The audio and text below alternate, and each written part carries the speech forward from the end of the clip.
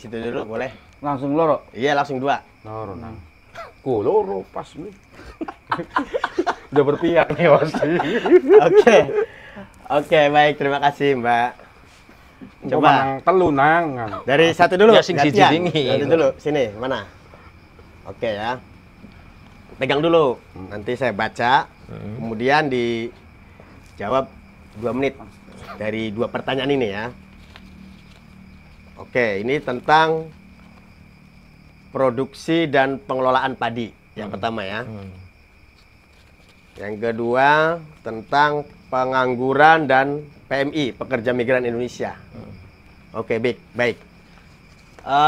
Mungkin penjelasannya adalah Indramayu pasti sebagai lumbung padi nasional ya. Yang kedua, Indramayu juga pemasok PMI nasional juga tertinggi se-Indonesia.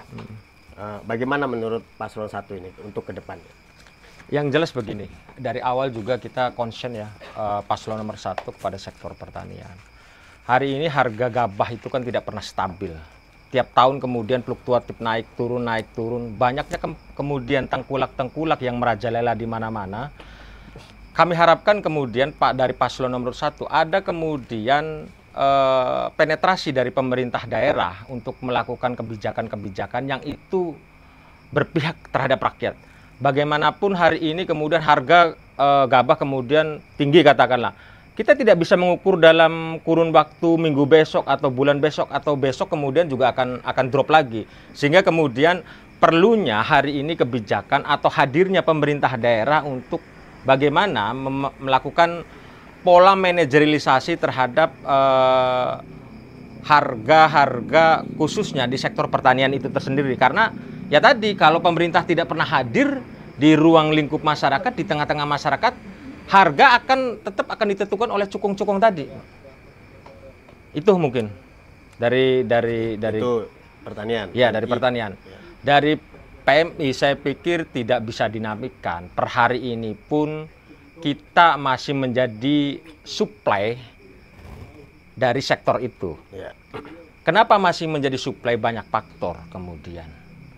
Faktor pertama kemudian hari ini bagaimana pemerintah daerah belum mampu menjawab kebutuhan masyarakat khususnya lapangan pekerjaan.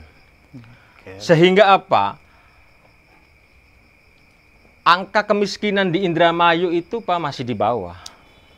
Kebutuhan masyarakat yang kemudian saya aja lulus kuliah dari Jogja kemarin ketika pulang ke kampung mau menata kehidupan di kampung, ya pelangap-pelongar penpriben.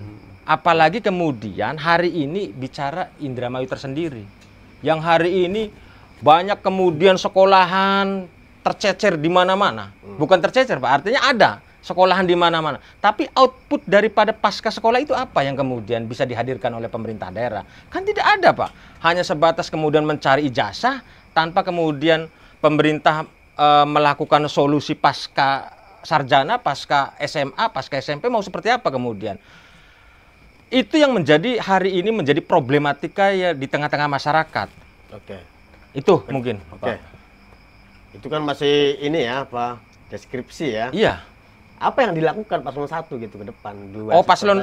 Paslon nomor 1 jelas. Yang tadi kemudian bagaimana hari ini paslon nomor 1 tadi yang saya sebutkan di misi tadi. Pertama kemudian akan melakukan sekolah gratis mulai dari SMA sampai sarjana. Kedua akan melakukan kemudian lowongan pekerjaan yang tentunya juga akan dibicarakan terkait juga dengan lowongan pekerjaan itu tersendiri, baik ke pemerintah daerah seperti apa, manajemennya seperti apa, kebijakannya seperti apa, sehingga kemudian ada satu konsensus bersama yang disepakati tentang Indramayu ini mau seperti apa. Karena jujur Pak, Indramayu sebenarnya kemudian masih banyak yang mesti diberdayakan.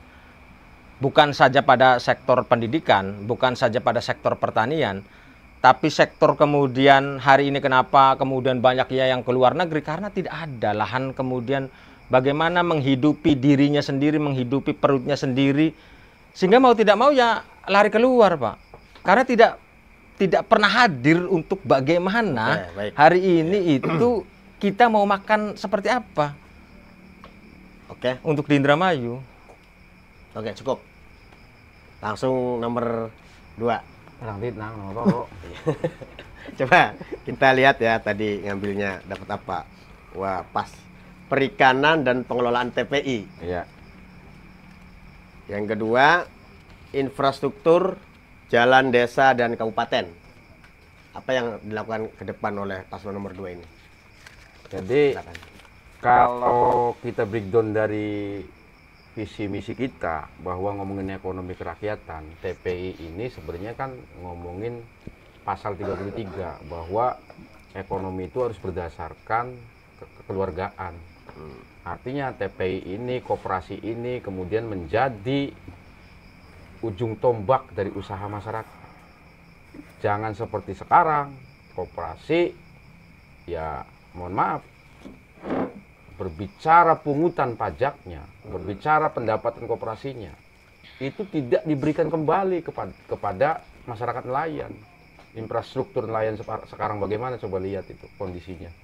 Pengembalian dari pajak yang diambil juga tidak dikembalikan lagi untuk infrastruktur, misalkan menguras saluran-saluran muara. Ada saya kemarin kunjungan dengan calon bupati kita, itu mereka mengeluhkan bagaimana kondisi muara yang dangkal. Padahal mereka dimintai pajak. Nah, kita akan merealisasikan itu. Kalau itu memang kewenangan pusat, itu nanti kita dorong pusat. Tapi daerah juga ada kontribusi dari pajak yang diberikan oleh nelayan tadi. Kira-kira begitu. Oke, cukup. Nomor 3 langsung. Ois, Olie apa Olie? monggo. Berarti angka pendidikan. Oke, langsung dia dapat angka pendidikan Indramayu. Ya. Yang keduanya tentang pengelolaan BUMD ke depan. Ya. Mungkin apa yang mau ditawarkan soal 2 tadi? Benar saya. Oke, baik. Kalau bicara 2 soal menit. pendidikan, karena itu adalah salah satu indikator dari keberhasilan IPM, kalau kita melihat perkembangan IPM 3 tahun terakhir itu cenderung berjalan secara positif. Kita ada di posisi 7,98 poin. Itu hanya selisih sekitar 2 poin lebih dari target provinsi. Artinya kita sudah di middle class, sudah di pertengahan itu pencapaian IPM kita. Yang kedua, bicara soal itu, angka lama sekolah. Angka lama sekolah itu kita sudah 6,89 poin. Artinya Indramayu sudah dikatakan lulus SD menjelang SMP. Itu pencapaian yang luar biasa. Karena beberapa program kegiatannya kita support gitu ya, lewat berbagai macam itu. Pembangunan gedung sekolah hari ini juga sudah terjadi di banyak tempat. Ada 218 lebih gedung sekolah dari SD dan SMP hari ini dibangun dalam renovasi. Untuk apa? Untuk memberikan kenyamanan bagi tenaga pendidik, bagi murid dalam rangka akselerasi terhadap program pendidikan kita yang dialokasikan lebih dari 20% lebih APBD kita. Saya kira itu kalau masalah pendidikan. Terus yang kedua adalah soal BUMD. BUMD ini kan adalah kekayaan daerah yang dipisahkan. Dia pengelolaannya secara mandiri. Kalau kita melihat misalkan kenapa beberapa BUMD ini mengalami koreksi, karena sejak awal kita sudah memberikan warning itu bahwa beberapa BUMD itu tidak layak untuk perlu dilakukan revitalisasi, reorganisasi, reformasi birokrasi di dalamnya gitu ya. Nah, salah satu BUMD yang cenderung sehat hari ini adalah PDAM sebenarnya, karena dia suplai terhadap pendapatan daerahnya tinggi. Pendapatan asli daerah Indramayu ini sekarang tertinggi sepanjang sejarah. Kita sudah hampir menembus 700 miliar. Sudah 649 miliar lebih. Peningkatannya dari tahun 2022 itu sekitar 200 miliar. Sementara dari visi kami itu, di periode kedua nanti kita harus tembus 1 triliun. Bagaimana ceritanya? Kita melakukan intensifikasi dan ekstensifikasi di banyak sektor. Tadi soal pajak daerah, wajib distribusi daerah, termasuk juga bagaimana penyihatan terhadap badan usaha milik daerah. Program-program itulah yang kemudian ingin kita perkuat dalam rangka menopang kinerja pemerintahan ke depan. Saya kira itu kan menjawab dari dua aspek IPM ya. Pertama adalah terkait dengan pendidikan, yang kedua terkait dengan daya beli masyarakat yang ditopang dari bagaimana kemudian BUMD bergerak bukan hanya mencari untung, tapi juga dia partisipasi dalam rangka memberikan pelayanan terhadap rakyat. Oke. Saya kira. Oke, itu seru sekali. Mungkin langsung saja ya ke segmen keempat.